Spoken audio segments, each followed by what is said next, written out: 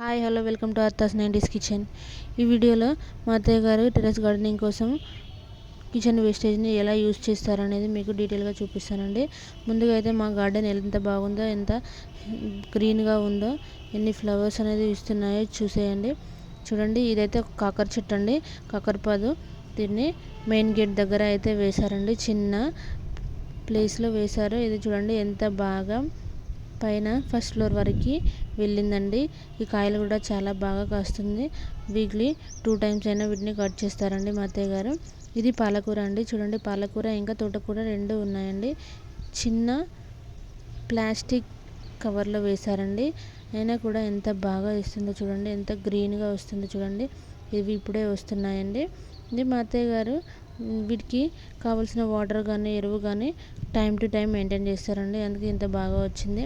ఇంకా ఎలాంటి పెస్టిసైడ్స్, ఎలాంటి కెమికల్స్ అనేవి వాడకుండా వీటిని న్యాచురల్గా, ప్యూర్లీ ఆర్గానిక్గా చేస్తారండి ఈ టెర్రస్ గార్డెనింగ్ అనేది. చూడండి, మేమైతే ఆకుకూరలు అనేవి అయితే అసలు మార్కెట్లో నుంచి తెచ్చుకోమండి. ఇవి మా అత్తయ్య గారే స్వయంగా టెర్రస్ గార్డెనింగ్లో పండిస్తారు. చూడండి, ఇలా కిచెన్ వేస్టేజ్ని కూరగాయలు కట్ చేసినా, లేదా ఫ్రూట్స్ ఇంకా ఏమైనా కట్ చేసినా వేస్టేజ్ అని ఉంటే దాన్ని ఇలా వాటర్లో మిక్స్ చేసి ఒక డే అంతా దాన్ని నానబెడతారండి. క్యాప్ ఉన్న డబ్బాలో అయితే వేస్తారు. దాన్ని మూత పెట్టేసి ఒక డే మొత్తం అంటే 24 hours ఇలా వాటర్లో నానబెడతారండి. ఇలా 24 hours తర్వాత దాన్ని ఇలా వడకట్టేసి, వడకట్టిన వేస్టేజ్ని కంపోస్ట్ ఎరువుగా తయారు చేస్తారు. దాంట్లోని వాటర్ని చెట్లకి ఇస్తారండి. చూడండి, ఈ వడకట్టిన వేస్టేజ్ని కంపోస్ట్ ఎరువుగా ఎలా తయారు చేస్తారో నేను మీకు నెక్స్ట్ వీడియోలో చూపిస్తానండి. ఇప్పుడైతే వాటర్ ఎలా ఇస్తారు మా అత్తయ్య గారు చెట్లకి అనేది నేను చూపిస్తున్నానండి. 2 మగ్గులు వాటర్ తీసుకుంటే 2 మగ్గులు నార్మల్ వాటర్ అనేది యాడ్ చేస్తారండి. సో చూడండి, వాటర్ కలర్ అనేది ఎలా చేంజ్ అయిపోయిందో. ఆ కూరగాయల వేస్టేజ్లో ఉన్న రసం అంతా ఈ వాటర్లోకి వచ్చేసిందండి. ఈ వాటర్ అనేది మంచి పోషకాలతో నిండి ఉంది. ఈ పోషకాలు ఉన్న వాటర్ని చెట్లకు ఇవ్వడం ద్వారా చెట్లు అనేవి చాలా హెల్తీగా, చాలా కాపు అనేది చాలా మంచిగా వస్తుందండి. చూడండి, ఎంత చిన్న పాట్లో ఎంత పెద్ద చెట్టు అయిందో చూడండి. చాలా పైకి ఫస్ట్ ఫ్లోర్ వరకు ఇంకా పైకి వెళ్ళిందండి. చూడండి, నార్మల్గా అయితే ఈ వాటర్ని నైట్ ఇవ్వడం వల్ల చెట్లు అనేవి చాలా ఈ వాటర్లో ఉన్న పోషకాలని మంచిగా గ్రహించి మంచి హెల్తీగా ఉంటాయని చెప్తున్నారండి మా అత్తయ్య గారు. కానీ నేను వీడియో చేస్తున్నాను కాబట్టి మా అత్తయ్య గారు ఇవి డే టైంలో నాకు చూపించడం కోసమని చేస్తున్నారు. ఇవి నార్మల్గా అయితే నైట్ టైంలో ఇవ్వడం బెటర్ అని చెప్తున్నారండి. చూడండి, ఒక్కొక్క మగ్గు చెట్లకు అనేది ఇస్తున్నారు. ఈ చెట్లు అనేవి చాలా హెల్తీగా ఉంటాయండి. ఈ చెట్లు డైరెక్ట్ భూమిలో ఉండవు, చిన్న చిన్న పార్ట్స్లో, చిన్న చిన్న కుండీల్లో ఉంటాయి కాబట్టి టెర్రస్ గార్డెనింగ్లో కానీ సో వీటికి భూమి నుండి కావాల్సిన పోషకాలు కానీ, నత్రజని కానీ అందదు. కాబట్టి మనం వీటికి డైరెక్ట్గా కానీ, ఇండైరెక్ట్గా ఇవ్వడం వల్ల చెట్లు అనేవి చాలా హెల్తీగా, చాలా ఆరోగ్యంగా ఉంటాయండి. మనకి కావలసిన కాపుని చాలా బాగా ఇస్తుంది. సో ఇవి వాటర్ ఇలా ఒక్కొక్క చెట్టుకు ఒక్కొక్క వయసు, ఒక్కొక్క మగ్గు ఇస్తున్నారండి మా అత్తయ్య గారు. చూడండి, చెట్లు అయితే చాలా హెల్తీగా, చాలా ఫ్లవర్స్ ఇస్తాయండి.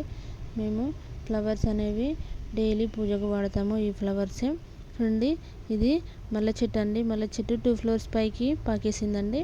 కింద గ్రౌండ్ ఫ్లోర్లో పెడితే ఇది పైన ఫస్ట్ ఫ్లోర్ దాటేసి టెర్రస్ పైకి వెళ్ళిపోయిందండి. చూడండి, ఇది ఒక చెట్టు ఎంత హెల్తీగా ఉందో. ఎటువంటి పెస్టిసైడ్స్ కానీ, కెమికల్స్ కానీ యూజ్ చేయకుండా ఓన్లీ కిచెన్ వేస్టేజ్తో వాటర్ని ప్రిపేర్ చేసి మా అత్తయ్య గారు ఇలా ఇస్తారండి. డైలీ మార్నింగ్, ఈవినింగ్ వాటర్ అనేది తప్పకుండా ఇస్తారు. సో అందుకోసమనే ఈ చెట్లు ఇంత హెల్తీగా ఉంది.